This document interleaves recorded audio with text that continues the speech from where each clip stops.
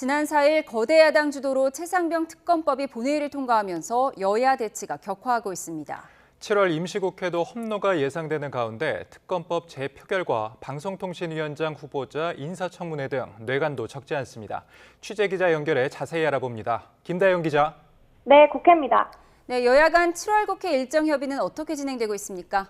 네, 사실상 멈춘 상태입니다. 국민의힘 반대에도 야당 주도로 최상병 특검법이 본회의를 통과하면서 여야 갈등의 골이 깊어진 탓입니다. 지난주 본회의 때처럼 야당이 무제한 토론을 강제 종결하고 법안을 강행하는 분위기가 계속된다면 뭘 할 수 있겠느냐는 게 여당 입장입니다. 우선 예정돼 있던 정보위원회 현안 보고는 취소됐는데 향후 상임위 일정, 특히 여당이 위원장을 맡은 7개의 상임위의 가동 여부가 불투명합니다. 민주당은 특검법에 대한 대통령의 제2요구권 행사가 예상되는 만큼 최상병 1주기인 오는 19일 전에 재표결을 추진한다는 계획입니다. 또 법제사법위원회에서 대통령 탄핵 국회 청원과 검사 탄핵안 청문회까지 예고한 상황입니다. 여기에 이진숙 방송통신위원장 후보자 인사청문회도 이번 달 안에 이뤄질 전망인데요.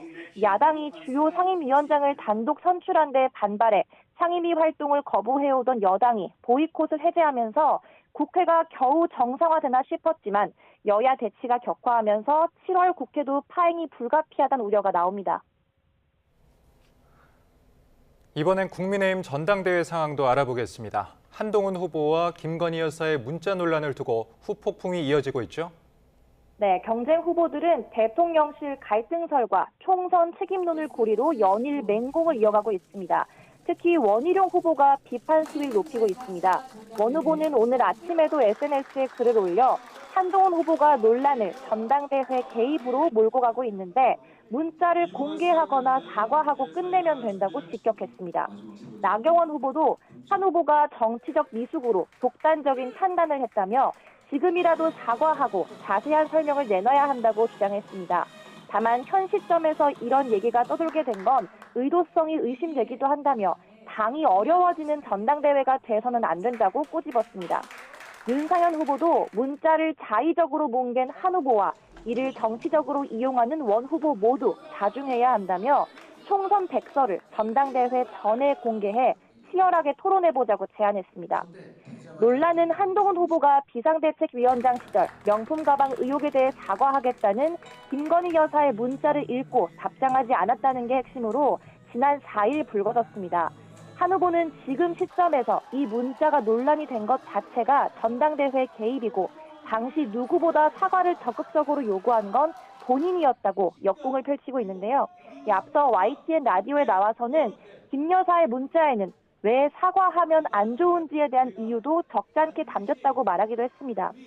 이번 주 시작되는 방송 토론회와 합동 연설회에서도 후보 간 치열한 공방이 예상됩니다.